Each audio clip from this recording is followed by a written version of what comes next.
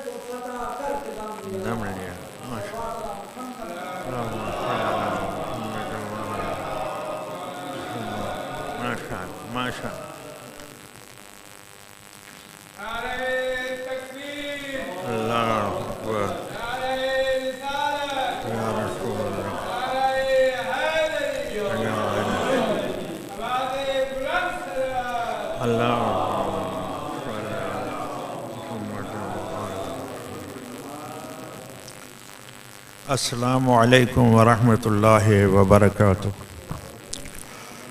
دعا گو ہوں خداوند متعال اپنے فضل و کرم سے ہماری اس حاضری کو اپنی بارگاہ میں عبادت شمار فرمائے۔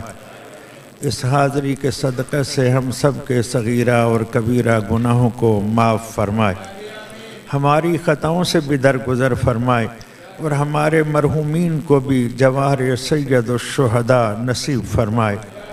بالخصوص جن مرحومین کے ایصال ثواب کے لیے اس مجلس کا اہتمام کیا گیا، یعنی سید محمد اکرم کاظمی بن سید یعقوب علی، سیدہ حسنیہ بیگم زوجہ سید مظاہر حسین، سید ضامر رضا، سیدہ جنت زہرا، اور جملہ مرحومین جو اس جہان فانی سے داعی اجل کو لبیک کہہ چکے ہیں، پروردگارہ ان کی قبور کو نور ولایت امیر المومنین سے منور فرما، ان کی قبروں پر کروڑوں رحمتیں نازل فرما، پروردگار ان کی تمام اخروی منزلوں کو آسان فرما، روز معاشر ساقی کوثر کے ہاتھوں انہیں جام کوثر سے سیراب فرما، لواء الحمد کا سایہ انہیں عنایت فرما، شافی روز جزا حضرت محمد مصطفیٰ صلی اللہ علیہ وآلہ وسلم کی شفاعت مبارکہ کی برکت سے ان مرحومین کو جوانان جنت کی سرداری میں جنت الفردوس میں مقام اعلیٰ علیین نصیب فرما۔ پروردگار بحق زہرا و ابیہا و بعلہا و بنیہا و سر المستودع فیہا بیمار مومنین و مومنات کو شفاء کاملہ و عاجلہ عنایت فرما، بے اولاد گودیوں کو اولاد نرینہ و صالح سے آباد فرما، صاحبان اولاد کو اپنی اولاد کی تربیت کرنے میں کامیاب فرما، صاحبان اولاد کو اپنی اولاد کے صدمات سے محفوظ فرما، بے گناہ اسیروں کو اسیران کوفہ و شام کی مظلومیت کے صدقہ میں جلد رہائی کی خبر عنایت فرما، جہاں جہاں بھی ذکر محمد و آل محمد علیہ السلام ہو رہا ہے، ان مقامات کو تا قیام قیامت آباد و شاد فرما، جو دوست و احباب دام درہم سخن قدم ان مجالس و محافل کی رونق کو دوبالا کرنے والے ہیں، پروردگارہ فردن فردن ان سب کی توفیقات خیر میں اضافہ فرما۔ پرسہ کے حقیقی وارث کی بارگاہ میں ہمارا یہ پرسہ قبول فرما، اور ان عزادار آنکھوں کو یوسف طہرا کا جلد دیدار نصیب فرما۔ دعاؤں کی قبولیت کے لیے مل کر دل کی اتھا گہرائیوں سے بآواز بلند صلوات پڑھ لیجئے۔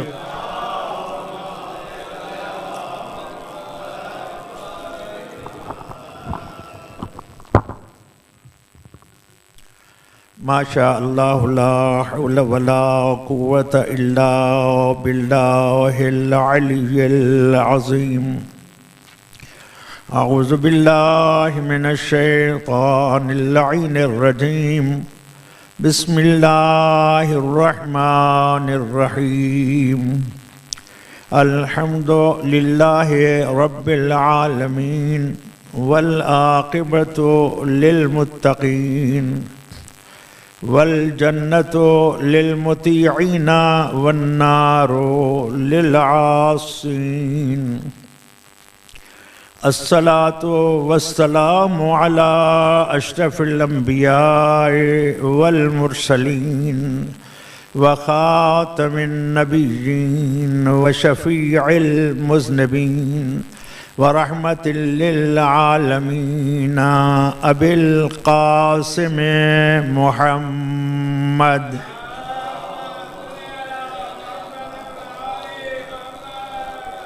وآلہ الطیبین الطاہرین المعصومین المظلومین المنتجبین المنتخبین واللعنة الدائمة على أعدائهم أجمعين من يوم عداوتهم إلى يوم الدين وبعد يوم الدين.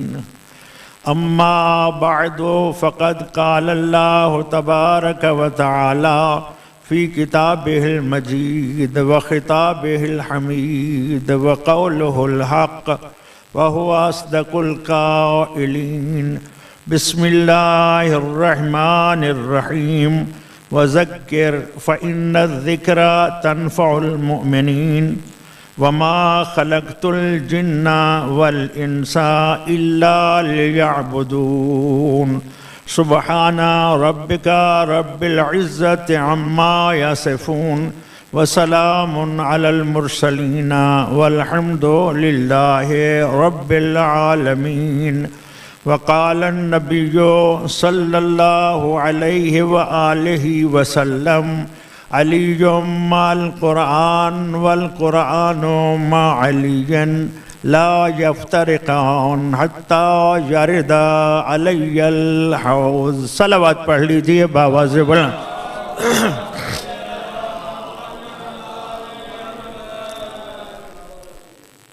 محترم و معزز سامعین، صدا سلامت رہیں.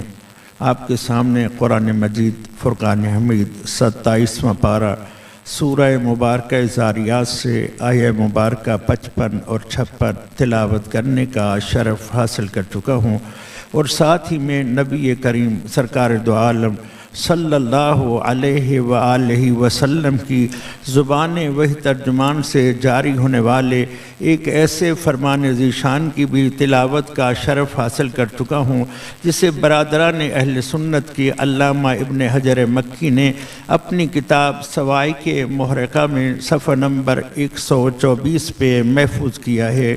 ابتدائی کلام میں قاضی شبیر حسین نے قرآن مجید کی آیات مبارکہ اور نبی رحمت کے فرمان ذیشان کو اس لیے تلاوت کرنے کا شرف حاصل کیا ہے کہ اپنے بھائیوں کو بتا دے کہ مذہب شیعہ، امامیہ، اثنا عشریہ، خیر البریہ کسی کے تصورات و تخیلات کا نام نہیں ہے، بلکہ یہ وہ عظیم مذہب ہے جس کی بنیاد اللہ کے قرآن پر ہے اور مصطفیٰ کے فرمان پر ہے. مل کر بآواز بلند صلوات پڑھ لیجئے.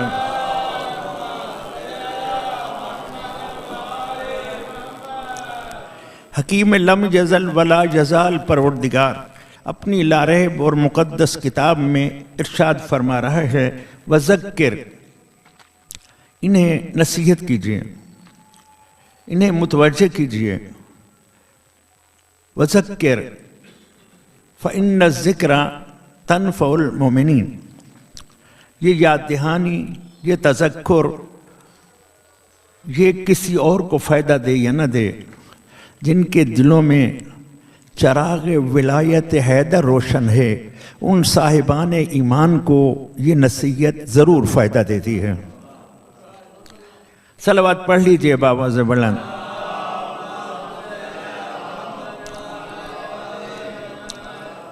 پروردگار کس چیز کی نصیحت کی جائے تو فرمایا ان کو آگاہ کرو کہ انہیں بے مقصد خلق نہیں کیا گیا۔ سورہ مومنون میں ارشاد بھی سورہ مومنون میں ہے، افحسبتم انما خلقناکم عبثا، کیا تم یہ سمجھے بیٹھے ہو کہ تمہیں بے مقصد خلق کر دیا گیا ہے؟ نہیں پروردگار، ہم جانتے ہیں تو حکیم ہے، اور حکیم کا فعل حکمت سے خالی نہیں ہوتا، یقیناً تو نے کسی مقصد کے لیے ہی اس مخلوق کو خلق کیا ہے، تو بتا دے پروردگار وہ مقصد کیا ہے؟ کہا وما خلقت الجن والانس الا لیعبدون، میں نے تو جن و انس کو بس اپنی عبادت کے لیے ہی خلق کیا ہے، یعنی مقصد تخلیق انسان عبادت پروردگار ہے۔ صلوات پڑھ لیجئے بآواز بلند۔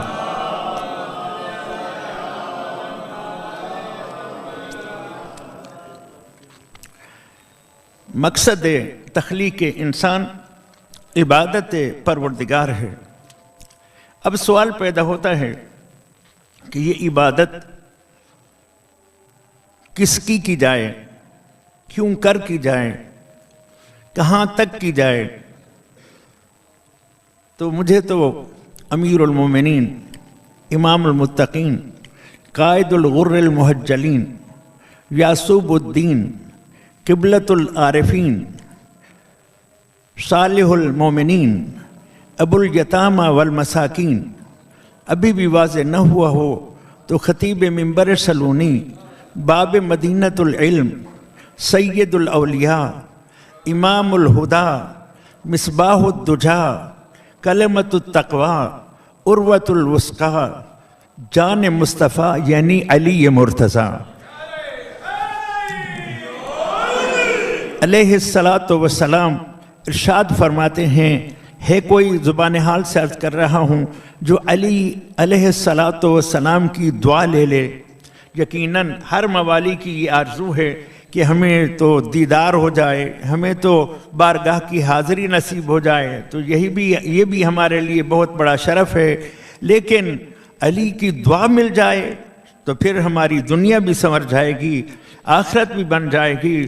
تو امیر المومنین لنگر آسمان و زمین دست و دعا ہیں، فرماتے ہیں رحم اللہ من تفکر من العین فی العین الی العین، علی کی دعا کا وہ بندہ حقدار ہے کہ جو یہ سوچتا ہے میں کہاں سے آیا ہوں، کہاں رہ رہا ہوں، میں نے کہاں جانا ہے، نہ آنا میری مرضی کا ہے نہ جانا میری مرضی کا ہے۔ تو میرے محترم دوستو، موالیان حیدر کرار، عزاداران سید الشہداء، منتظرین یوسف زہرا، سوچو کہ جب آنا ہماری مرضی میں نہیں، جب جانا ہماری مرضی سے نہیں، تو پھر درمیان میں رہنا ہمارا اپنی مرضی سے کیوں کر ہو سکتا ہے؟ صلوات پڑھ لیجئے بآواز بلند۔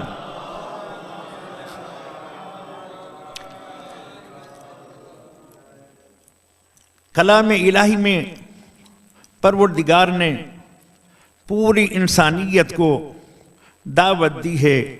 سورہ مبارکہ بقرہ ہے، آیہ مبارکہ کا نشان 21 سے ہے، صدا بلند ہوتی ہے یا ایھا الناس اعبدوا ربکم، اے لوگو اپنے رب کی عبادت کرو، یا ایھا الناس اعبدوا ربکم، الہی صدا پوری انسانیت کے لیے ہے کہ اپنے رب کی عبادت کرو۔ اور پھر سورہ مبارکہ نحل ہے اور ارشاد ربانی ہو رہا ہے وَلَقَدْ بَعَثْنَا فِي كُلِّ أُمَّةٍ رَسُولًا، ہم نے ہر امت کی طرف ایک پیغام رساں بھیجا، ایک رسول بھیجا۔ وَلَقَدْ بَعَثْنَا فِي كُلِّ أُمَّةٍ رَسُولًا، لیکن ہر رسول کا دو نکاتی ایجنڈا تھا صاحبان ایمان، ان اعبدوا اللہ واجتنبوا الطاغوت۔ ہر نبی یہی صدا دیتا آیا کہ اللہ کی عبادت کرو اور طاغوت سے اجتناب کرو۔ صلوات پڑھ لیجئے بابا سے بلند۔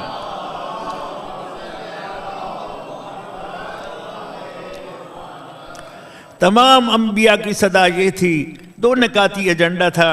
پڑھے لکھے دوست احباب، کوئی مشکل ایجنڈا نہیں ہے، دو لفظوں میں ہے ان اعبدوا اللہ واجتنبوا الطاغوت، اللہ کی عبادت کرو اور طاغوت سے اجتناب کرو۔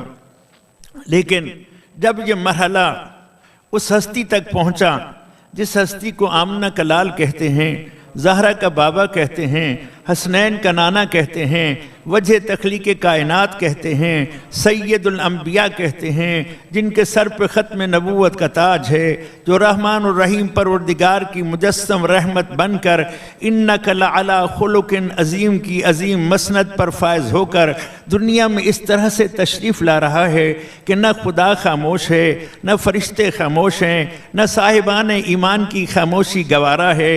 اعلان ہو رہا ہے ان اللہ و ملائکتہ یصلون علی النبی، جس النبی کی آمد پر ہم خاموش نہیں۔ یا ایھا الذین آمنوا، اے صاحبان ایمان تم کیوں کر خاموش ہو؟ صلو علیہ وسلموا تسلیما، بآواز بلند صلوات پڑھ لیجئے۔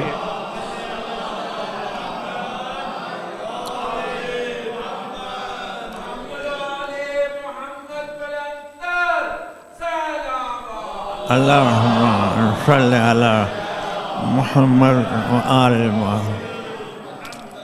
توجہ ہے دوست احباب، جب مرحلہ دین کی تبلیغ کا یہاں تک پہنچا تو اس وقت پروردگار نے صدا میں دعوت یہی ہے، لیکن اس دعوت میں تھوڑی تبدیلی آ گئی۔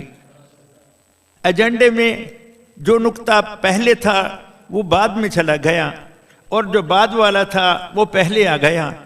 آیت الکرسی کو ہم فیہا خالدون تک پڑھنے والے تمام صاحبان ایمان جانتے ہیں کہ اس آیت الکرسی میں یہ لفظ موجود ہیں وَمَنْ يَكْفُرْ بِالطَّاغُوتِ وَيُؤْمِنْ بِاللَّهِ، لفظ بدل گئے۔ پہلے تھا ان اعبدوا اللہ واجتنبوا الطاغوت، اب باشعور ہو چکے ہیں۔ آپ کو اس بات کا خیال رکھنا چاہیے وَمَنْ يَكْفُرْ بِالطَّاغُوتِ وَيُؤْمِنْ بِاللَّهِ، جو طاغوت کا انکار نہ کرے وہ مومن باللہ نہیں ہو سکتا۔ مومن باللہ وہی ہو سکتا ہے جو طاغوت کا انکار کرے۔ اسی لیے کلمہ کا آغاز ہوتا ہے لا الہ، یہ انکار طاغوت ہے، الا اللہ۔ صلوات پڑھ لیجئے بآواز بلند۔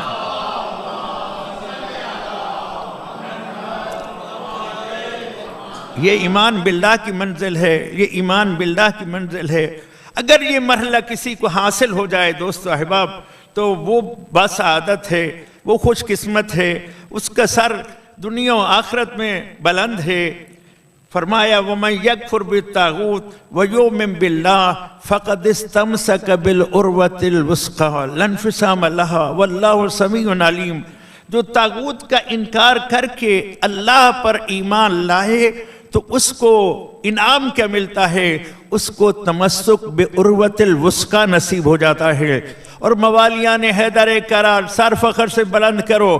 نشہ ولایت میں مخمور مرحلے کو طے کرتے ہوئے عرض کرنا چاہتا ہوں، ابن شازان صاحب میاں منقبہ نے اس فرمان رسول کو تحریر کیا کہ جن کے قلب مبارک پر قرآن اس لیے نازل ہوا تھا کہ آپ لوگوں کے لیے کھول کھول کر بیان کریں کہ ان کی طرف ان کے پروردگار نے نازل کیا ہے، لعلہم یتفکرون، آپ کے بیان سے ہو سکتا ہے وہ فکر کریں۔ تو جن کے قلب مبارک मुबारक पे कुरान नाजिल हुआ और कुरान में सदा आ रही थी वमन यकफुर बित्तागूत व युमिन बिल्लाह फ़क़द इस्तमसक बिल उर्वतिल वुस्क़ा ला इंफ़िसाम लहा वल्लाहु समीउन अलीम। उसी नबी ने ज़ुबान वही तर्जुमान से इरशाद फरमाया, मन अरादा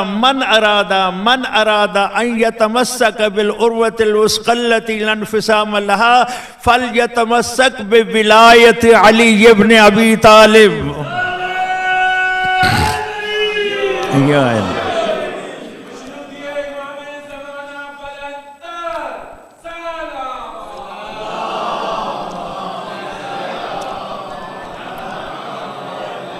उसे जो चाहता है उर्वतुल वुस्का से तमस्सुक हासिल करना, तो उसे चाहिए फल यतमस्सक बिविलायत अली इब्न अबी तालिब। तो मफ़हूम कलाम में फ़कीर को इतना कहने की इजाज़त दे दीजिए, जो अलीयुन वलीयुल्लाह का कलमा पढ़ता है असल में वही है कि जिसने तागूत का इनकार किया है और अल्लाह पर ईमान का ऐलान किया है। जिसने अलीयुन वलीयुल्लाह नहीं पढ़ा, जिसने अली की विलायत का इकरार और एतराफ़ नहीं किया, जो विलायत हैदर के निज़ाम में नहीं उतरा, उसे चाहिए कि वो अपने ईमान की खबर ले। जो अली की विलायत का दम नहीं भर सकता, न वो तागूत का इनकार कर सकता है, न वो ईमान बिल्लाह का ऐलान कर सकता है।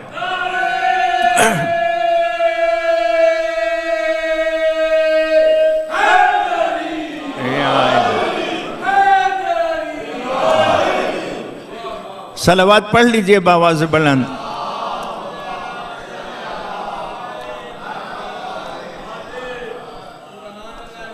उसी नबी रहमत को खुदावंद मुताल ने मेराज अता की। हमारे उस्ताद बुजुर्गवार फरमाया करते थे कि मेराज असल में सैयदुल अंबिया को नहीं बल्कि हुक्म खुदा हुआ कि मेरा महबूब एक अरसा गुजर गया है, आप फर्श पे तशरीफ़ ले गए हैं, हमारे अर्श वाले चाहते हैं कि आपका दीदार हो जाए, इसीलिए फर्श वालों को दीदार करवाने वाले ज़रा आ जा, अर्श वालों को भी दीदार करा दे। तो जब ये मंजिल, ये मरहला कुरान ने बयान किया, तो सूरह मुबारक असरा, जिसे सूरह मुबारक बनी इसराइल भी कहा जाता है, उसकी पहली आयत है बिस्मिल्लाहिर्रहमानिर्रहीम सुब्हानल्लज़ी असरा बिअब्दिही लैलम मिनल मस्जिदिल हराम इलल मस्जिदिल अक़सल्लज़ी बारकना हौलहू लिनुरियहू मिन आयातिना। पाक है वो ज़ात जो ले गई रातों रात, पाक है वो ज़ात जो ले गई रातों रात अपने अब्द को, अपने अब्द को ले गई, अपने अब्द को ले गई। तो मैं अर्ज इतना करना चाहता हूं, जिसकी अजमत में मेराज में हो, अब्दियत में, जिसकी अब्दियत में मेराज हो, उसकी नबूवत की क्या शान होगी और रिसालत का क्या मकाम होगा।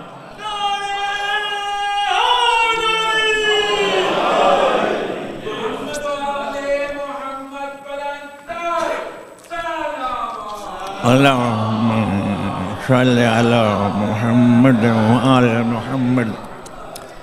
और मवालियान हैदर करार, कसम बखुदा, खुदा की इस कायनात में, ज़मीन के इस फर्श पर, आसमान के साया तले, सिवाय अबू तालिब के लाल अली हैदर करार के किसी और ने ये ऐलान नहीं किया कि बारगाह परवरदिगार में हाजिर होकर मुनाजात करते हुए अली सदा देते हैं, कफ़ा बी इज़्ज़न अन अकून लक अब्दा।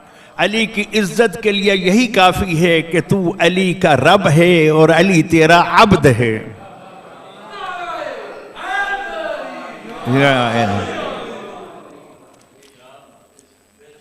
मवालियान हैदर करार, सिर्फ अली हैदर करार ने ये ऐलान नहीं किया, बल्कि कल भी यहाँ पर एक जनाजा था, एक मोमिन का। नमाज जनाजा में आप शिरकत करते रहते हैं, और जब मवाली का, अमीरुल मोमिनीन से मोहब्बत करने वाले का, ان کی ولایت کے سائے میں زندگی گزارنے والے کا یہ آخری مرحلہ آتا ہے، تو اس آخری مرحلے میں چوتھی تکبیر تمام ہو جاتی ہے اور پانچویں تکبیر کے درمیان ایک دعا پڑھی جاتی ہے۔ اس میں پہلی بات جو موالی کے لیے کی جاتی ہے، جو عزادار کے لیے کی جاتی ہے، جو منتظر یوسف زہرا کے لیے کی جاتی ہے، وہ یہ ہے اللہم انا ھذا عبدک۔ پروردگارا، اب سید، سردار، خان، ملک، پٹھان جو کچھ تھا وہ اس دنیا میں تھا، اب تیری بارگاہ میں آ گیا ہے، تو اللہم انا ھذا عبدک، یہ تیرا عبد ہے، فقط یہ تیرا عبد نہیں، وابن عبدک، اس کا باپ بھی تیرا عبد تھا، وابن امتک، اس کی ماں بھی تیری کنیز تھی۔ تو فقیر اتنا عرض کرنا چاہتا ہے، موالیان حیدر کرار، اپنی زندگی کو اس طرح سے گزارو عبادت خدا میں کہ جب گواہی دینے والے یہ گواہی دے رہے ہوں تو خداوند متعال ان کی گواہی کو قبول کر رہا ہو کہ اللہم انا ھذا عبدک وابن عبدک وابن امتک نزل بک وانت خیر منزول بہ۔ پروردگار، جب تک یہ ہمارے پاس رہا تیرا حکم تھا کہ اس کے ساتھ اچھا سلوک کرو، اب تو پروردگار یہ تجھ جیسے مہربان رب کی بارگاہ میں آ رہا ہے۔ صلوات پڑھ لیجئے بابا سے بڑھان۔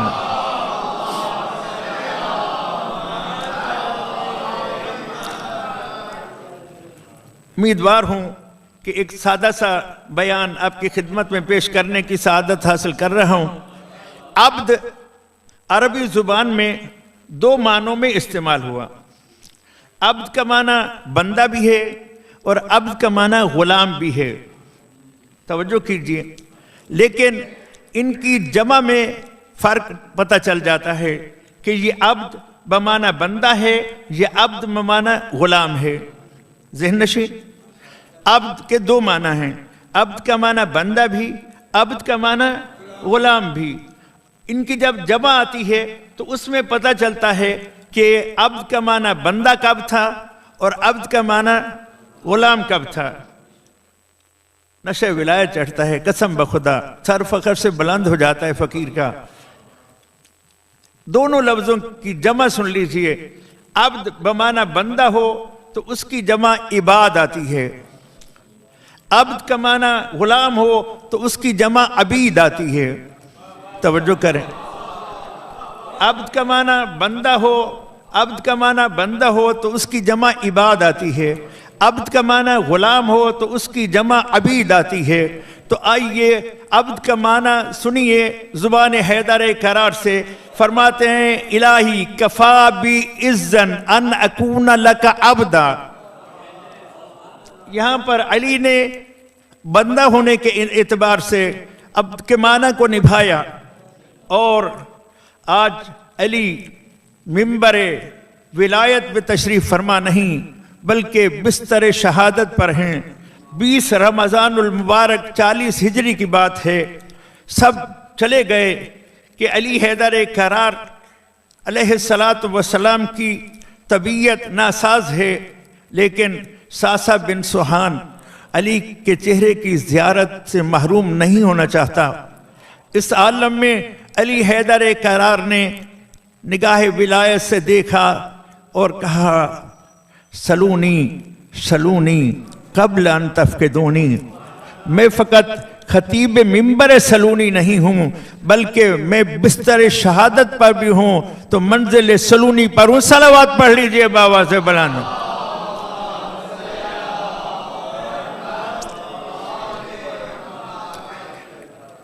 حضرت ساسا بن سوہان بارگاہ امامت میں عرض کرتے ہیں، یا علی یہ وقت تو نہیں ہے کہ آپ پر کوئی سوال کیا جائے، لیکن آپ نے خود فرما دیا ہے تو اجازت چاہتا ہوں ایک سوال کروں۔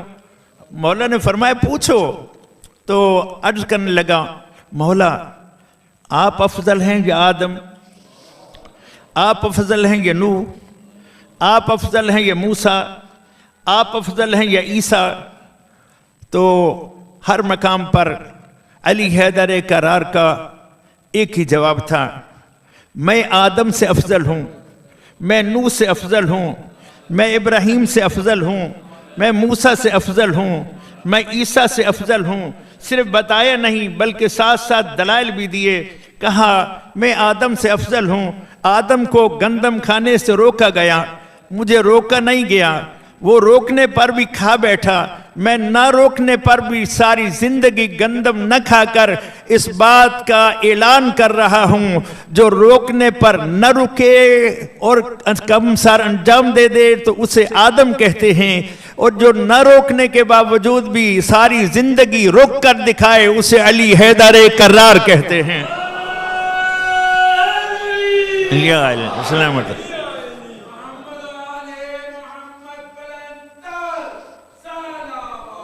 اللہم صلی علی محمد و آل محمد۔ مولا آپ نوح سے کیسے افضل ہیں؟ کہا نوح نے دین خدا کی تبلیغ کے لیے 950 سال پتھر کھائے۔ نوح نے آخر تھک کر خدا کی بارگاہ میں ہاتھ دعا کے بلند کر دیے، رب لا تذر علی الارض من الکافرین دیارا، پروردگار اب ان کافروں میں سے کسی کو بھی اس زمین پہ رہنے کا حق نہ دے دے۔ اس کے صبر کا پیمانہ لبریز ہو گیا۔ فرماتے ہیں جس کے صبر کا پیمانہ لبریز ہو جائے اسے نوح کہتے ہیں، اور جس کے صبر کا پیمانہ تمام مشاکل میں بھی برقرار رہے اسے علی حیدر کرار کہتے ہیں۔ کہا موسیٰ سے آپ کیسے افضل ہیں؟ کہا موسیٰ فرعون کے دربار میں جا رہا تھا تو کہہ رہا تھا پروردگار میرے ہاتھوں ایک قبطی مارا گیا ہے تو مجھے خوف ہے کہ کہیں وہ مجھے قتل نہ کر ڈالیں۔ کہا جو ایک قبطی کے مارنے پر خوف زدہ ہو جائے اسے موسیٰ کہتے ہیں، اور جو بدر و احد و خندق و حنین میں مشرکین کے بڑے بڑوں کے سر کاٹ ڈالے، اور پھر جب تبلیغ برات کا وقت آئے کسی جانے والے کو بھیجا جائے تو اللہ کا حکم آئے میرے محبوب یہ کام ہر کوئی نہیں کر سکتا، اس کام کو سر انجام دینے کے لیے یا آپ خود جائیں یا اسے بھیجیں جو آپ میں سے ہو۔ فرماتے ہیں جو ایک قبطی کے مارنے سے ڈر جائے اسے موسیٰ کہتے ہیں، اور جس نے ان کے بڑے بڑوں کو مارا ہو اور پھر وہ جرت کے ساتھ ان میں جا کر اعلان برات کرے اسے ابو طالب کا لال علی حیدر کرار کہتے ہیں۔ اللہ اکبر۔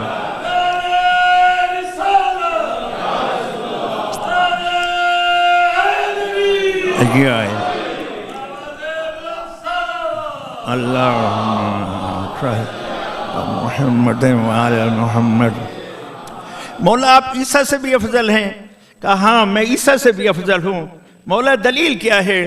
تو فرمایا جس کی ماں کو حکم دیا جائے بوقت ولادت عیسیٰ کہ یہ عبادت خانہ ہے زچہ خانہ نہیں ہے، اور اسے اپنے گھر سے باہر بھیج دیا جائے، اور جب ولادت کے مرحلے سے وہ گزرے اسے بھوک و پیاس لگے تو خداوند متعال فرماتے ہیں حُزِّی إِلَيْكِ بِجِزْءِ النَّخْلَةِ تُسَاقِطْ عَلَيْكَ رُطَبًا جَنِيًّا، کھجور کے جس تنے کے ساتھ آپ ٹیک لگا کے بیٹھی ہیں اے مادر عیسیٰ اسے مس کریں، یہ تر و تازہ ہو جائے گا، اس پر رطباً جنیہ تازہ کھجوریں لگ جائیں گی، پھر تو اسے ہلائے گی، کھجوریں گریں گی، تو اٹھا کے کھا، کلی وشربی کھا اور پی۔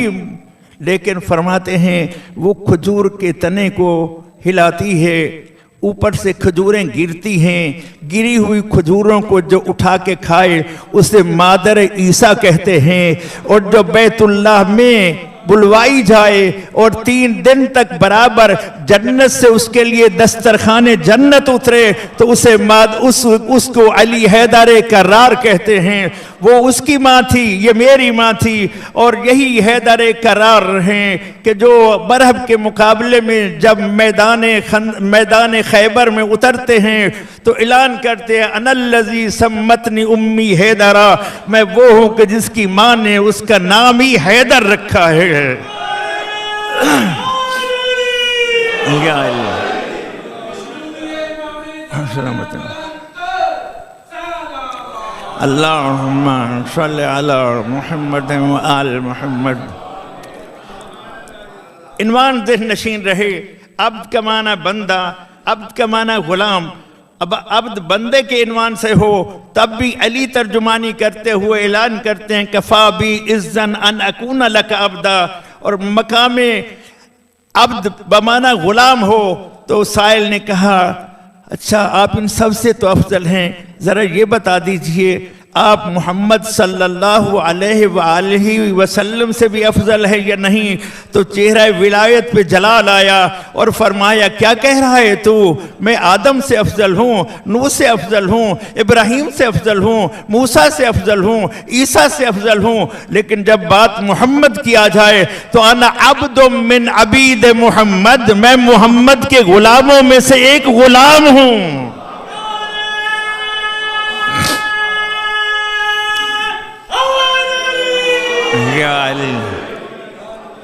یا علی، توجہ چاہتا ہوں موالیان حیدر کرار، یا علی آپ اعلان کر رہے ہیں انا عبد من عبید محمد، اس طرف سے تو محمد صلی اللہ علیہ وآلہ وسلم اعلان فرماتے ہیں یا علی انت منی وانا منکا، یا علی آپ مجھ سے ہیں میں آپ سے ہوں، لحموں کا لحمی دموں کا دمی، یا علی تیرا خون میرا خون ہے۔ صلوات پڑھ لیجئے بآواز بلند۔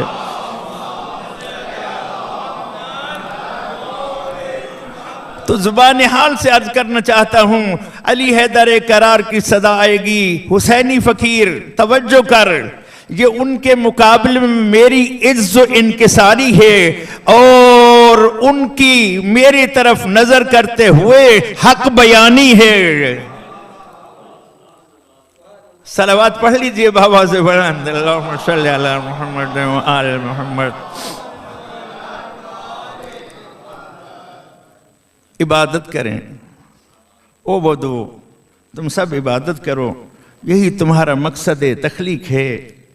ہم نے تمہیں بے مقصد خلق نہیں کیا، اپنے مقصد کی طرف متوجہ ہو جاؤ اور مقصد کو مد نظر رکھنا ہے۔ اس مقصد کے لیے جو کچھ قربان کرنا پڑتا ہے قربان کر دیجئے۔ سورہ مبارکہ عنکبوت ہے اور ارشاد ربانی ہو رہا ہے اِنَّا أَرْضِي وَاسِعَةٌ فَإِيَّايَ فَاعْبُدُونَ، وطن تمہیں قربان کرنا پڑے تو کر دو، لیکن عبادت بس میری ہی کرنا ہے۔ اِنَّا أَرْضِي وَاسِعَةٌ، میری زمین بہت وسیع ہے، اگر یہاں میری عبادت کا موقع نہیں مل رہا تو چھوڑ دو اس جگہ کو۔ اس جگہ کو کرنا ہی کیا ہے جہاں بندہ اپنا مقصد نہ پا سکے۔ صلوات پڑھ لیجئے بآواز بلند۔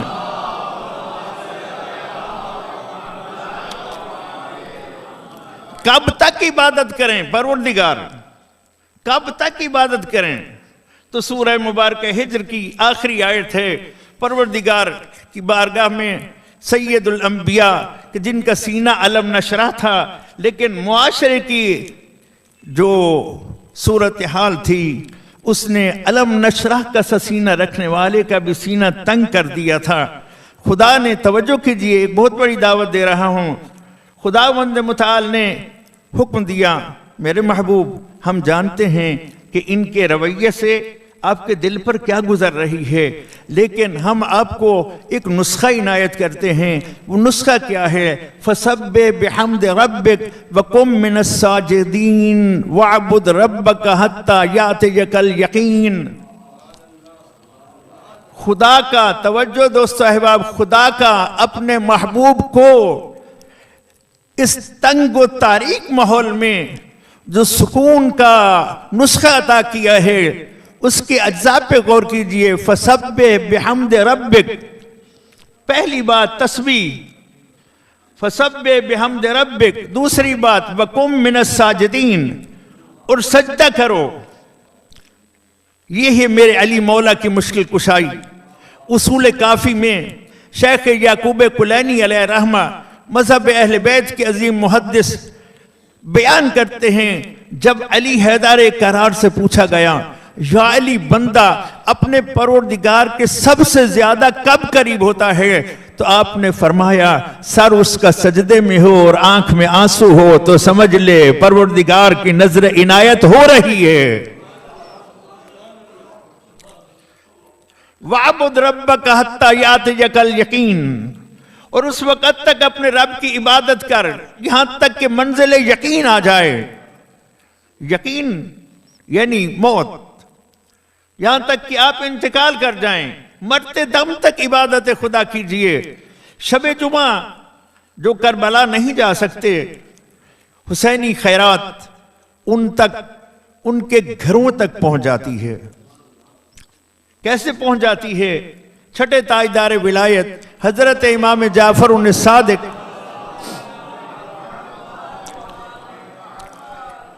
علیہ السلام فرماتے ہیں اگر تم میں سے کوئی چاہے کہ 1,24,000 انبیاء سے مصافحہ کرے، دل میں کوئی آرزو ہو جو کہیں پوری نہ ہو رہی ہو، تو پھر شب جمعہ کو صحن میں یا چھت پر جا کر کربلا کی طرف رخ کر کے زیارت وارثہ پڑھ لے، تو اسے 1,24,000 انبیاء کے مصافحے کا شرف حاصل ہو جائے گا۔ اور ساتھ میں فرمایا اس کی وہ آرزو بھی خدا پوری کر دے گا۔ اس زیارت وارثہ میں یہ لفظ ہیں اشہد انکا، میں عزادار، میں ماتمدار، میں موالی، میں آپ کا حبدار گواہی دیتا ہوں اشہد انکا قد اقمت الصلاۃ، میرے آقا حسین آپ نے نماز کو قائم کیا، وآتیت الزکاۃ، اور زکوٰۃ کو ادا کیا، وامرت بالمعروف، اور نیکی کا حکم دیا، ونہیت عن المنکر، برائی سے روکا۔ ہے توجہ؟ اشہد انکا قد اقمت الصلاۃ وآتیت الزکاۃ وامرت بالمعروف ونہیت عن المنکر وَأَطَاعْتَ اللَّهَ وَرَسُولَهُ حَتَّى أَتَاكَ الْيَقِينُ۔ صلوات پڑھ لیجئے بآواز بلند۔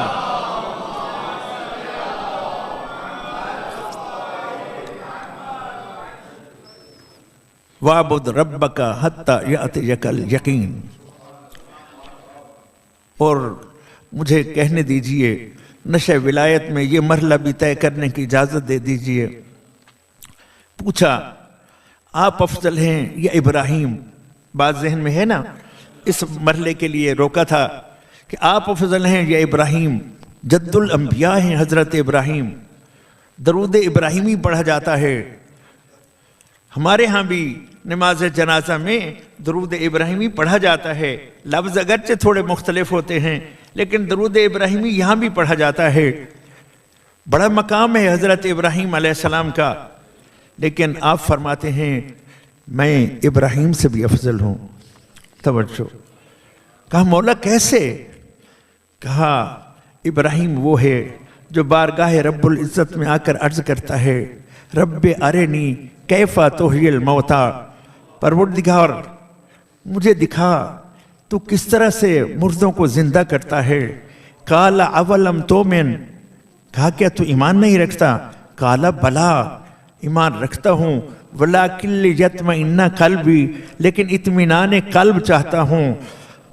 تو خدا نے انہیں رد نہیں کیا بلکہ انہیں کہا فخذ اربعۃ من الطیر فصرہن الیک ثم اجعل علی کل جبل منہن جزءا ثم ادعہن یاتینک سعیا واعلم ان اللہ عزیز حکیم۔ 4 پرندے پکڑ، توجہ، ان کو ذبح کر، ان کا قیمہ بنا، اس کو مکس کر، پھر ان کو پہاڑوں کی چوٹیوں پہ ڈال دے۔ ادھر چونچ پکڑ کے بلانا تیرا کام ہے، ادھر اجزاء سے اس کے اجزاء کو جدا کر کے اس تک پہنچانا میرا۔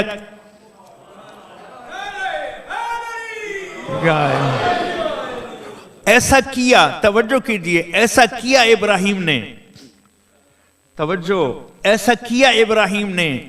اور جب ایسا کیا اور ایک ایک چونچ کو پکڑا تو بزرگان نے بیان کیا، حیات القلوب میں علامہ مجلسی علیہ رحمہ نے بھی اس کا حوالہ دیا کہ جب حقیقی وارث قرآن مدینہ میں مسند رسالت پر کمر امامت بن کے تشریف فرما تھا تو اس سے پوچھا گیا یابن رسول اللہ وہ 4 پرندے کون کون سے تھے؟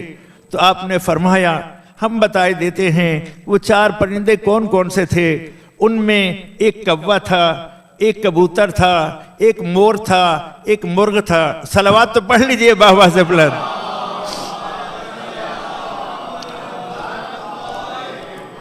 کوا، کبوتر، مور، مرغ، 2 کاف سے 2 میم سے یاد کرنا آسان ہے۔ کاف کوا، کاف کبوتر، میم مور، میم مرغ، یاد ہو گئے نا 4 پرندے، انشاءاللہ کبھی نہیں بھولیں گے۔ تو اس نے پھر عرض کیا مولا کروڑوں پرندے تھے، ان میں سے کیا ضرورت تھی 4 پکڑنے کی؟ ایک ہی پکڑ کے ذبح کر کے اس کو دکھا دیا جاتا، 4 کیوں؟ اور پھر ان 4 میں سے یہ 4 کیوں؟ صلوات پڑھیے بآواز بلند۔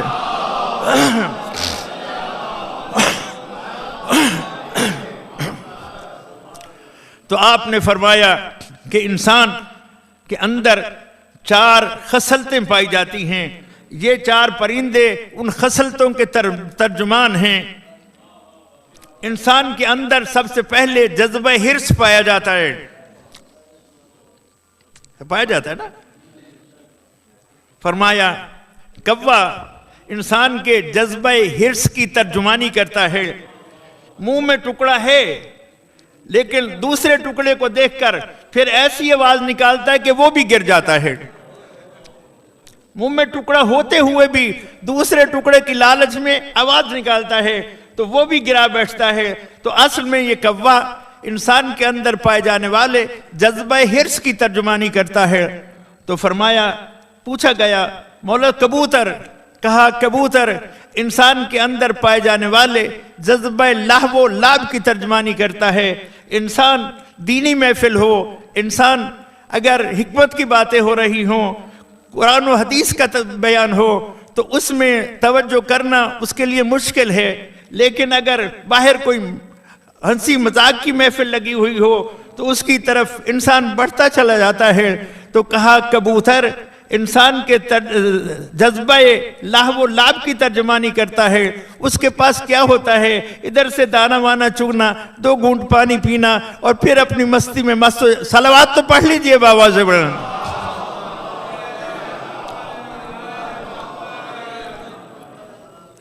توجہ، عظیم نتیجہ دینا چاہتا ہوں۔ فرمایا مور، سنو، مور انسان کے اندر پائے جانے والے جذبہ نمود و نمائش کی ترجمانی کرتا ہے کہ اس کے پاس بس ایک ہی چیز ہے، وہ اپنے پروں کو پھیلاتا ہے اور اسی پر نازا ہوتا ہے۔ اور انسان بھی جب کسی آئینہ کے سامنے آ جائے تو بڑی کوشش کرتا ہے بال اس طرح صلوات پڑھ لیجئے بآواز بلند۔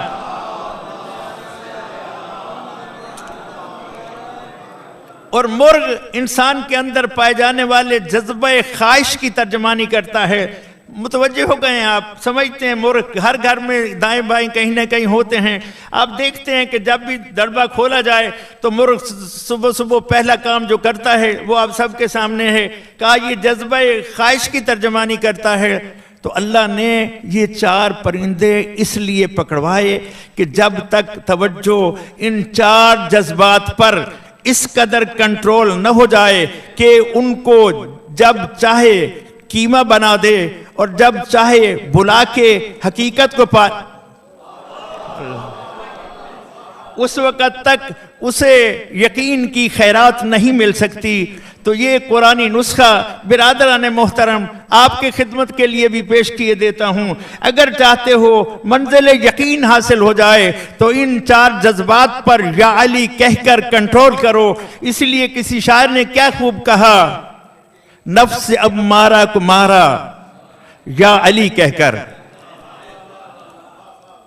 یا علی کی صدا ایسی بلند ہو کہ اس سے نفس امارہ مر جائے، کیونکہ قرآن مجید میں خدا صدا دیتا ہے یوسف کی زبان میں وما ابرئ نفسی ان النفس لامارۃ بالسوء، اس نفس امارہ کو مارنا ہے تو یا علی کہنا ہے۔ آئیے ایک مرتبہ غدیری ماحول بناتے ہوئے نفس امارہ کو اس طرح سے ماریں کہ پھر یہ کبھی جینے کا نام ہی نہ لے۔ غدیری ماحول کب بنتا ہے؟ جب دو ہاتھ بلند ہوتے ہیں۔ یہ نماز میں ہم جو رفع یدین کرتے ہیں اللہ اکبر میں دونوں ہاتھوں کو اٹھاتے ہیں، اللہ اکبر اللہ اکبر اللہ اکبر۔ میں نہیں جانتا کہ نماز میں ولایت کا تصور کسے کس کس انداز میں آتا ہے، میں تو جب اللہ اکبر بھی کہتا ہوں تو میدان غدیر سے جڑ جاتا ہوں۔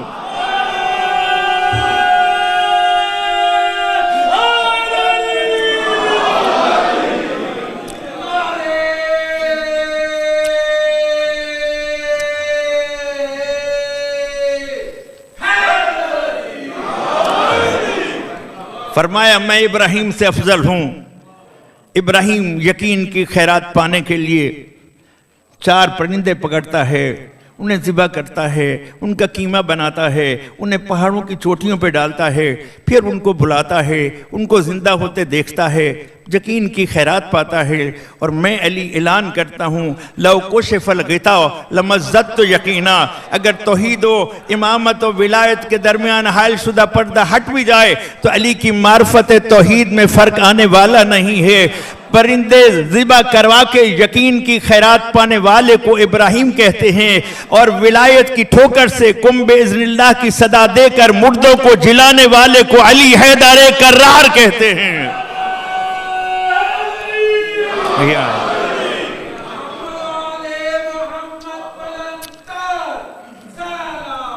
اللہم صلی علی محمد وآل محمد وَعْبُدْ رَبَّكَ حَتَّى يَأْتِيَكَ الْيَقِينُ۔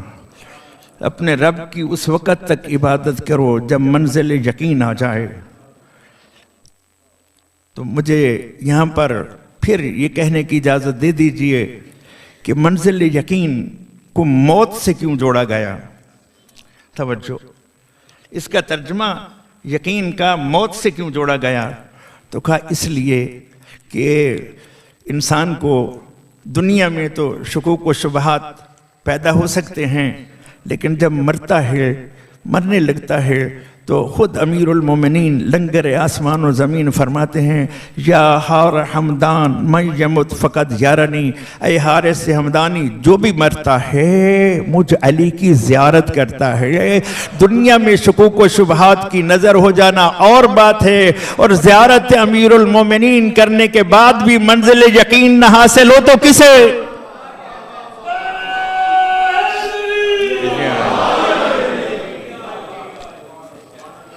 وَعْبُدْ رَبَّكَ حَتَّى يَأْتِيَكَ الْيَقِينُ۔ اللہ اکبر۔ بات کو تمام کیے دیتا ہوں، زندگی رہی تو پھر کبھی حاضر خدمت ہوں گا۔ یہ میرے پاس کتاب تحف العقول ہے۔ اس تحف العقول میں موالیان حیدر کرار، خدا نے ہمیں ایسے ہادی عطا کیے ہیں، ایسے راہبر عطا کیے ہیں، ایسے رہنما و پیشوا عنایت کیے ہیں کہ جن کی عظمت کا بیان دیتے ہوئے سرور آ جاتا ہے قسم بخدا۔ یہ سوائی کے محرکہ میں حوالہ موجود ہے نبی کریم صلی اللہ علیہ وآلہ وسلم کی گودی مبارک میں جان مصطفیٰ بنے امام حسین کھر رہے تھے۔ جابر بن عبداللہ انصاری کہ جن سے حدیث کی ساری روایت کی جاتی ہے، جس سامنے تشریف فرما تھے، جب پیار کر رہے تھے تو ایک مرتبہ جابر کی طرف دیکھا، کہا جابر یہ جو میری گودی میں حسین تشریف فرما ہے، خدا اسے ایک فرزند عطا کرے گا جس فرزند کا نام علی ہوگا۔ خود آپ نے فرمایا خدا اسے ایک فرزند عطا کرے گا جس کا نام علی ہوگا، اور قیامت والے دن یہ نبی کریم کا فرمان ہے، اور قیامت والے دن میدان معاشر میں صدا دی جائے گی این سید الساجدین، این زین العابدین، عبادت کرنے والوں کی زینت کہاں ہے؟ تو آپ فرماتے ہیں اس بھرے معاشر میں جو کھڑا ہوگا وہ اسی حسین کا لال علی زین العابدین ہوگا۔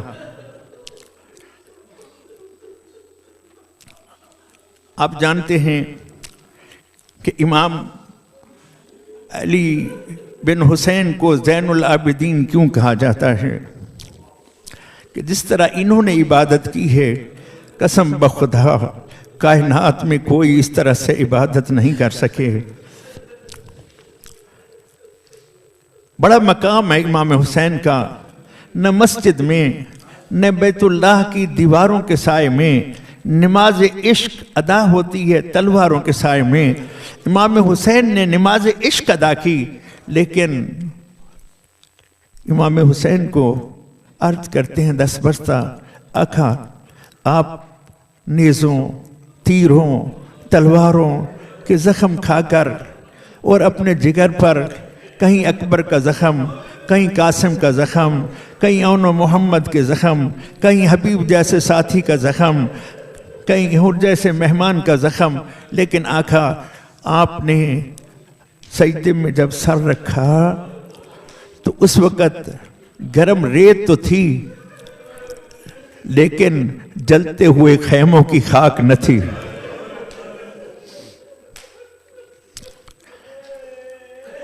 حدیث عشق دو باب است، کربلا و دمشق۔ حدیث عشق دو باب ہیں، ایک باب کو کربلا کہتے ہیں، ایک باب کو دمشق کہتے ہیں۔ حدیث عشق دو باب است، کربلا و دمشق، یکے حسین رقم کر دے دیگر زینب۔ اللہ اکبر، منزل کے قریب آ گیا، بہت اچھا استقبال کیا ہے۔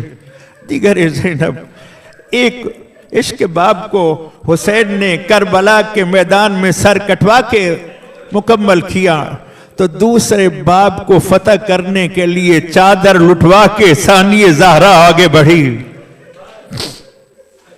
اللہ اکبر، اللہ اکبر، العظمت للہ۔ کیسی عبادت گزار تھی ثانی زہرا۔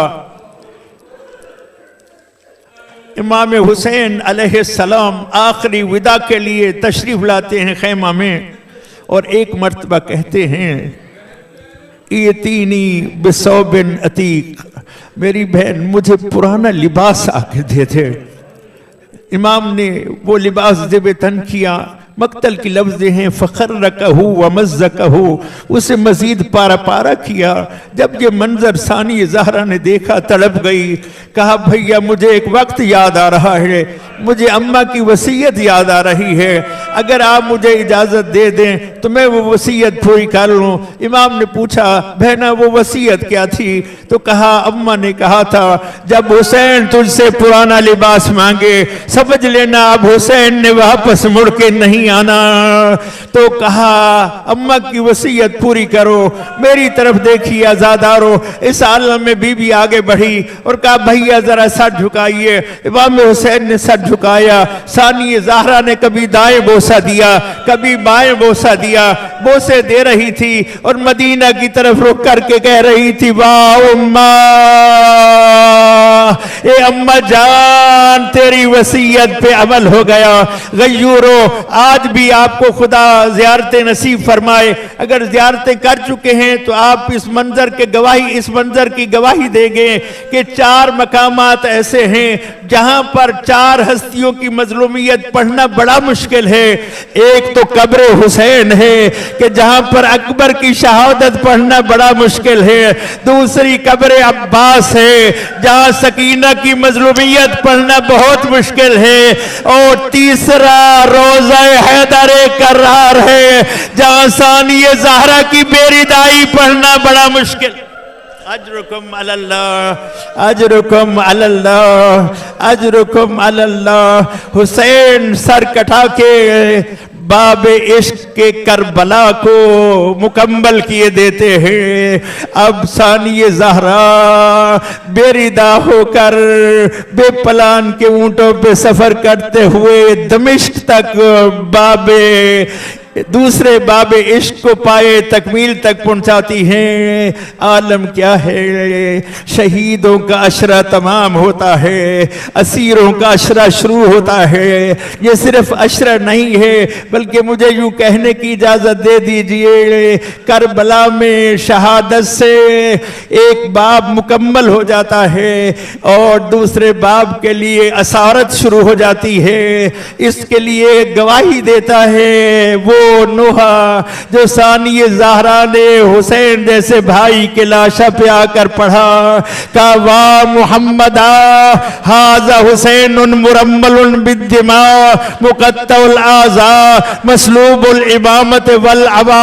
नाना देखिए, ये आपकी दोष का सवार है, ये आपके सीने पे खेलने वाला है, इसका जिस्म पारा पारा हो गया है। लेकिन यहाँ तक बीवी ने जुमले तमाम नहीं किए बल्कि एक दर्द भरा बयान किया, वाह मुहम्मदा हाजा हुसैन मुरम्मल बिद्दिमा मुकत्तउल आज़ा मसलूबुल इमामत वल अबा। और फिर एक मर्तबा नाना को अपनी तरफ मुतवज्जे किया और कहा, नाना व बनातों का सबाया, तेरी बेटियों को कैदी बना दिया गया है। अजरुकुम अलल्लाह, अजरुकुम अलल्लाह, अजरुकुम अलल्लाह। अगर आप में से किसी को शाम की ज़ियारत का शरफ नसीब हुआ हो तो वहाँ ज़ियारत मुफज्जा मिलती है। उस ज़ियारत मुफज्जा में 3 सलाम है बीबी ज़ैनब के लिए। वो सारी ज़ियारत बीबी के लिए है लेकिन उसमें 3 सलाम खसूसन हैं। तो अल्लामा शब्बीर हसन हिंदी रहमतुल्लाह अलैह मशहद में पढ़ रहे थे कि शब जुमा तमाम अंबिया बइज़्न खुदा बारगाह हुसैन में आते हैं। आदम कहते हैं हुसैन मेरा सलाम, नूह कहते हैं हुसैन मेरा सलाम, इब्राहिम कहते हैं हुसैन मेरा सलाम, मूसा और ईसा कहते हैं हुसैन मेरा सलाम, हत्ता मुहम्मदुर रसूलुल्लाह की सदा आती है, मेरे लाल नाना का भी सलाम। इमाम हुसैन अलैहिस्सलाम पूछते हैं, अंबिया तुम मेरा सलाम क्यों किए जा रहे हो, मेरा शुक्रिया क्यों अदा किए जा रहे हो? तो तमाम अंबिया जिगर थाम लीजिए, बैक जुबान फरमाते हैं, हुसैन तूने सब कुछ कुर्बान करा के हमारी मेहनत बचाई है। जहां पर शब्बीर हसन हिंदी साहब की भी धाल निकल गई थी, कहा इमाम हुसैन ने, अच्छा तुम मेरा शुक्रिया इसलिए अदा कर रहे हो कि मैंने तुम्हारी मेहनत बचाई है, तो फिर मैं शाम जाता हूं उस बीवी का शुक्रिया अदा करता हूं जिसने नंगे सर बंधे हाथों बेपलान के ऊंटों पर बैठकर मेरी मेहनत को बचाया। अजरुकुम अलल्लाह, अजरुकुम अलल्लाह, अजरुकुम अलल्लाह। मुझे इतना कहने की इजाजत दे दीजिए, जिसने दीन बचाया उसे हुसैन कहते हैं और जिसने हुसैन बचाया उसे सानिए ज़हरा कहते हैं। अजरुकुम अलल्लाह। असीरान आल मोहम्मद का काफिला असारत की मंजिल को तय करते हुए दमिश्क पहुंच रहा है। ये मैंने कह दिया, 1 सेकंड लगा, आपने सुन लिया। पूछिए उनसे जिनको 1400 मील का ये सफर किस तरह करना पड़ा। रुक दिया गया, काफिला रुक जाए, रुक गया काफिला। क्यों रोक दिया गया? थके हुए हैं, कुछ रेस्ट कर लें। बावुज़ू हूं, इबादत समझ के पढ़ रहा हूं, कुरान सर पे रख के बात करना चाहता हूं। आंसू जाने पुरसे के वारिस जाने, कसम ब खुदा इसलिए नहीं रोका गया कि थके हुए हैं कुछ देर सुकून कर लें, बल्कि इसलिए रोका गया कि अभी बाजार सजे नहीं, तमाशबीन इकट्ठे हुए नहीं।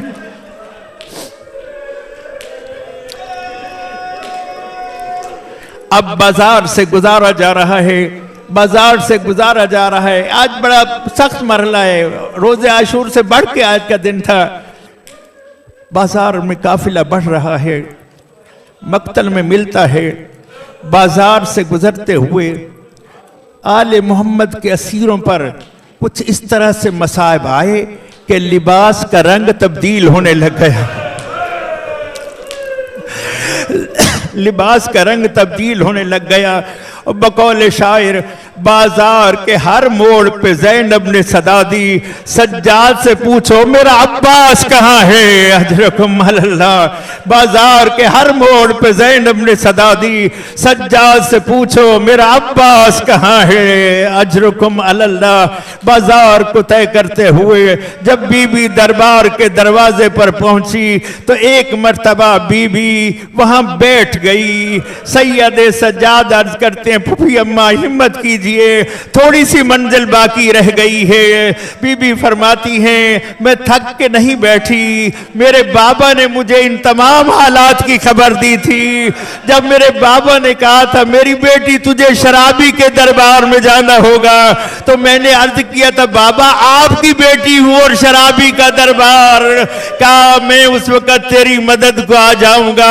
मैं इसलिए बैठी हूं ताकि बाबा मेरी मदद को आ जाए। मक्तल में मिलता है आजादारों, मैं नहीं जानता आप कैसे बर्दाश्त करेंगे।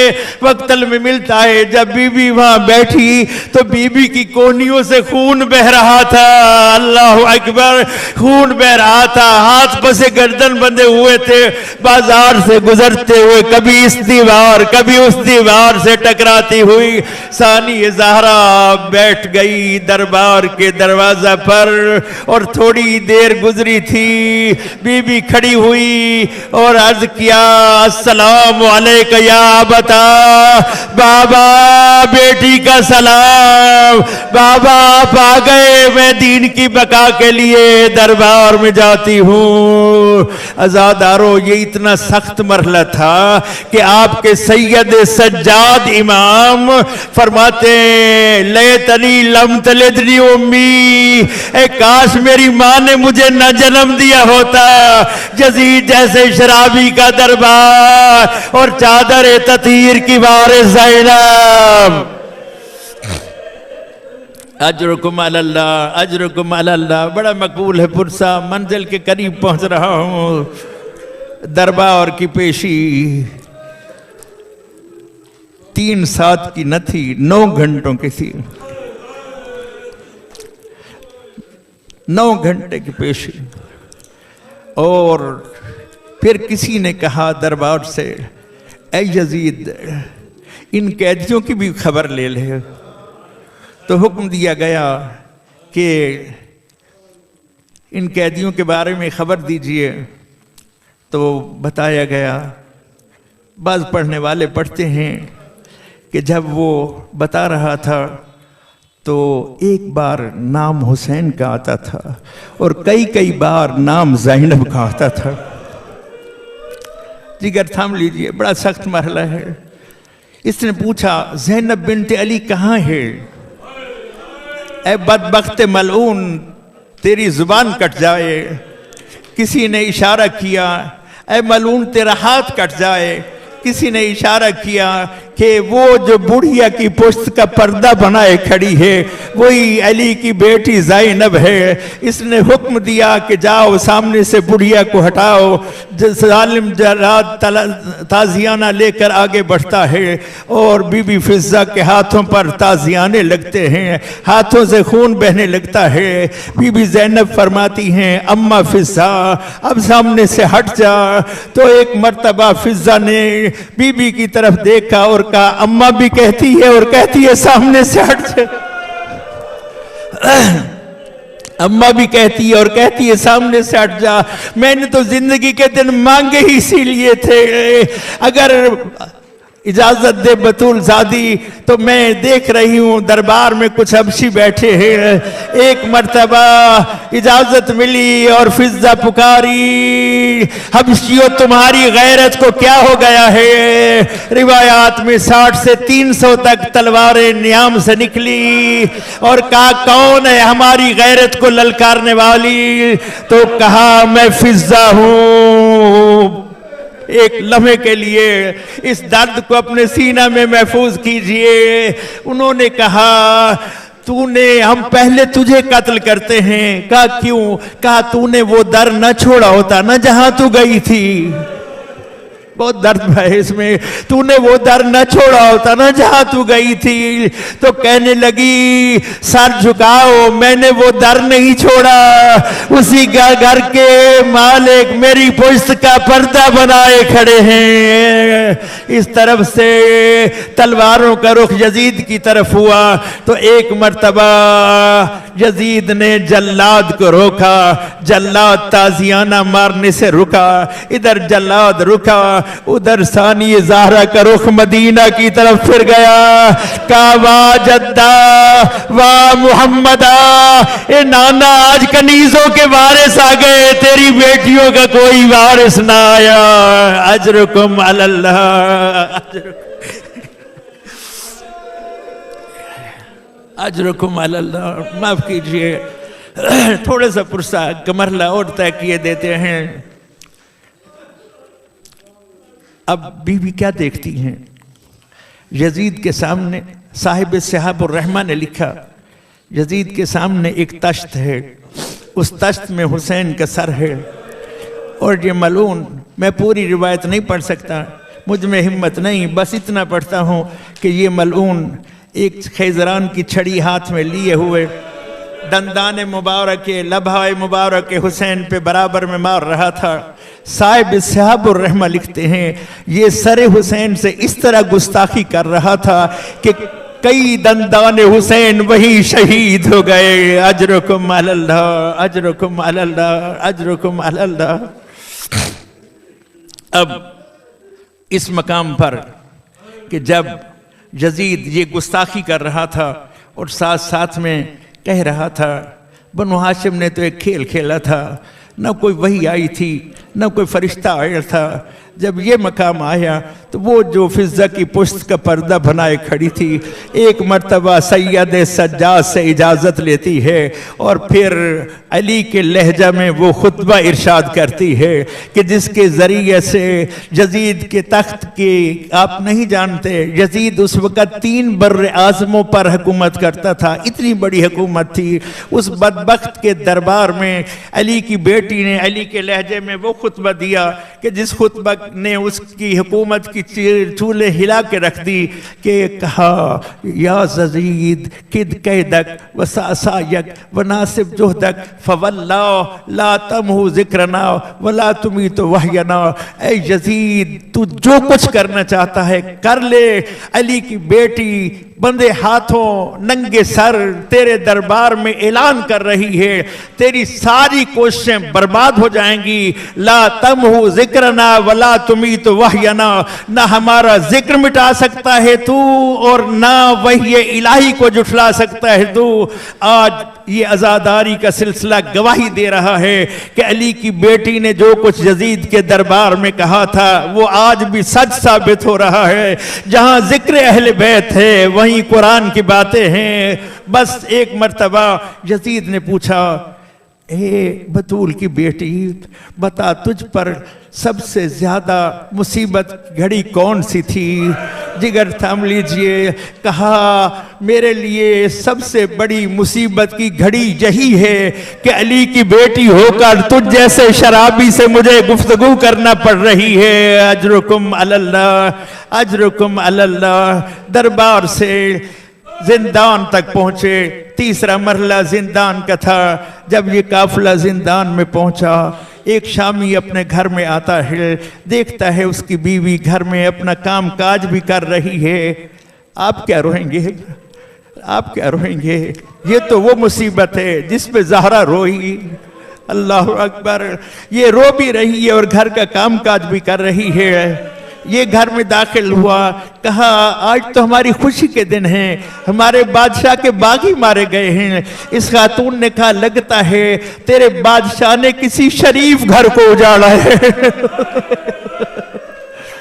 کہتے کیوں؟ کہتی ابھی میں تھوڑی دیر کے لیے سو گئی تھی، میں نے عالم خواب میں اس کی روایت کے لفظ ہیں، رایت فی المنام فاطمہ بنت محمد، میں نے خواب میں ماتم کی تیاری کرو غیورو، میں نے خواب میں بنت مصطفیٰ کو دیکھا ہے، مکسوبۃ الراس، بی بی زہرا کے بال بی بی زہرا کے بال کھلے ہوئے ہیں اور وہ شام میں صدا دے رہی ہے واہ ابتا جلدی کر، کہاں شام، کہاں بنت رسول، کہاں ننگے سر کھلے بال، تو مجھے کسی عالم کے پاس لے چل کہ میں اس سے خواب کی تعبیر پوچھ لوں۔ یہ کہتا ہے گھبرا نہیں، یہی جو اسیروں کا قافلہ آیا ہے، سنا ہے اس میں ایک عالم بھی ہے، تو بس تیاری کر۔ اور پھر ان کے پاس جاتے ہیں عزادارو، یہ میاں بیوی زندان کے دروازے پہ آ جاتے ہیں، کیا دیکھتے ہیں؟ ایک جوان ہے جس کی جوانی بڑھاپے میں تبدیل ہو چکی ہے، جس کے گلے میں خاردار توق ہے، جس کے ہاتھوں میں ہتھ کڑیاں ہیں، جس کے پیروں میں بیڑیاں ہیں، اپنے ہی گھٹنوں پہ سر رکھے نہ معلوم کس کس مصیبت کو یاد کر کے رو رہا ہے۔ انہوں نے آ کر کہا السلام علیک ایھا الاسیر، اے قیدی تجھ پر سلام ہو۔ تو میں کہوں گا اے شامی تو نے پہچانا نہیں، یہ فقط اسیر نہیں، یہ تو زین العابدین ہے، سید الساجدین ہے۔ سر اٹھایا، امام نے جواب سلام دیا اور پوچھا تجھے کیا کام ہے؟ شیخ نے کہا میری بیوی نے اس طرح سے خواب دیکھا ہے۔ عزادارو یہ خواب بیوی کا سناتا گیا، سجاد کے آنسو بڑھتے چلے گئے۔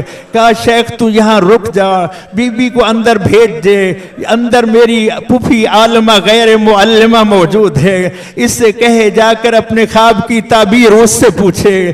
شیخ امام کے پاس بیٹھ گیا، اس کی بیوی اندر آئی اور اس کی بیوی روایت کرتی ہے میں نے اندر کچھ بیویوں کو دیکھا جن بیویوں کے چہروں سے نورانیت ظاہر تھی، لباس اگرچہ بوسیدہ تھا، لیکن میں حیران کھڑی تھی کہ ایک بڑھیا نے مجھ سے سوال کیا تو کس سے ملنا چاہتی ہے؟ کہا جو باہر قیدی بیٹھا ہے، اس نے کہا اندر میری پھوپھی زینب ہے، میں اس سے ملنا چاہتی ہوں۔ بیوی نے سر اٹھایا، کہا اس اسیر کی پھوپھی زینب میں ہوں، پوچھ کیا پوچھنا چاہتی ہے؟ اس نے پھر خواب سنانا شروع کیا، یہ خواب سناتی گئی، ثانی زہرا کے آنسو بڑھتے چلے گئے۔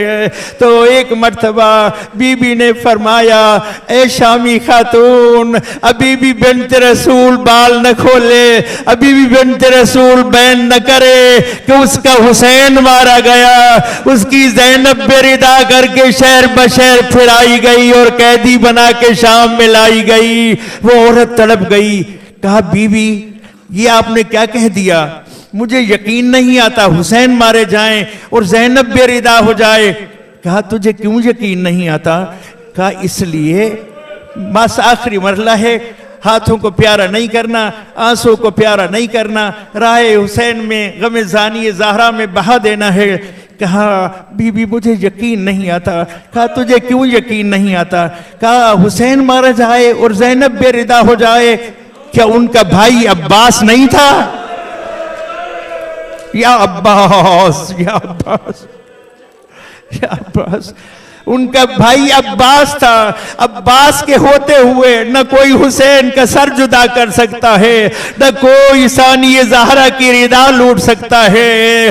بی بی نے کہا اے شامی خاتون مل کر ماتم کریں، اور میرے عباس کے بازو پہلے کٹے، میرے عباس کے سر میں گرز پہلے لگا، میرا عباس پہلے شہید ہوا، پھر حسین مارے گئے، زینب بے ردا ہو گئی۔ عابد سے یہ وطن میں کسی نے کیا کلام، گزرے کہاں زیادہ کلک تم پہ یا امام، حضرت نے 3 بار کہا شام شام شام۔ کیوں کر عابد سے یہ وطن میں کسی نے کیا کلام، گزرے کہاں زیادہ کلک تم پہ یا امام، حضرت نے 3 بار کہا شام شام شام۔ مولا شام میں کیا ہوا؟ کہا سر ننگے میرا کنبہ تھا اور گرد خاص و عام، حرموں کو دیکھ دیکھ کر عدو شاد ہوتے تھے، بابا کا سر بھی روتا تھا اور ہم بھی روتے تھے۔ اللہ لعنت اللہ علی القوم الظالمین وَسَيَعْلَمُ الَّذِينَ ظَلَمُوا أَيَّ مُنْقَلَبٍ يَنْقَلِبُونَ۔ انہی روتی آنکھیں کے ساتھ 10 بدعا ہیں کہ پرسے کے حقیقی وارث پردہ غیبت میں تشریف فرماؤ، میرے امام زمان ہم سب سے راضی ہو جائیں اور ان عزادار آنکھوں کو یوسف زہرا کا جلد دیدار نصیب ہو جائے، یہ زمین عدل و انصاف سے پر ہو جائے، ظلم و جور کا خاتمہ ہو جائے اور اس نظام عدل میں ہمیں بھی زندگی کے سانس لینے کی توفیق نصیب ہو جائے۔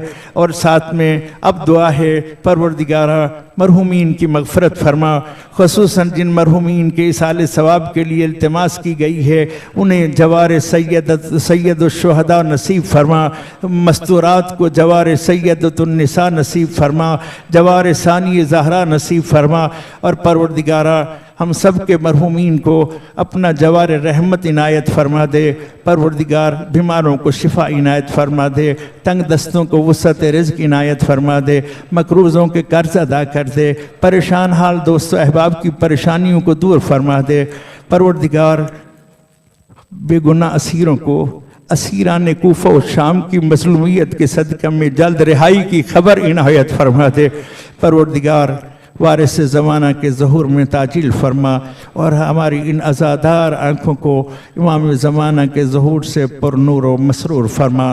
رب اجعلنی مقیم الصلاة ومن ذریتی ربنا وتقبل دعا، ربنا اغفر لی ولوالدی وللمؤمنین یوم یقوم الحساب، ربنا آتنا فی الدنیا حسنة وفی الآخرة حسنة وقنا عذاب النار بجاہ محمد و اہل بیتہ الاطہار، ربنا تقبل دعانا انك انت السمیع العلیم وتب علینا انك انت التواب الرحیم بجاہ محمد و عطرتہ الطیبین الطاہرین المعصومین۔ اگر آپ چاہتے ہیں کہ ثانی زہرا کا کوفہ کا خطاب بھی سنیں اور دربار یزید کا خطاب بھی پڑھیں تو پھر اس کے لیے یہ کتاب ہے جس کا نام ہی خطبات ہے، اس میں 4 خطبے ہیں، 2 زہرا کے، 2 ثانی زہرا کے، وہ ماں کے خطبے ہیں، یہ بیٹی کے خطبے ہیں، ماں نے مسجد میں خطبہ دیا، بیٹی نے بازاروں میں خطبے دیے، یہ 4 خطبے ایک جگہ جمع کر دیے گئے ہیں اور ان 4 خطبوں کا شیخ محسن علی نجفی صاحب نے ترجمہ کر دیا ہے، آسان ترجمہ آپ کے ہاتھوں میں ہے، اگر آپ ان خطبات سے استفادہ کرنا چاہتے ہیں تو یہ خطبات میسر ہیں۔ والسلام علیکم ورحمۃ اللہ وبرکاتہ۔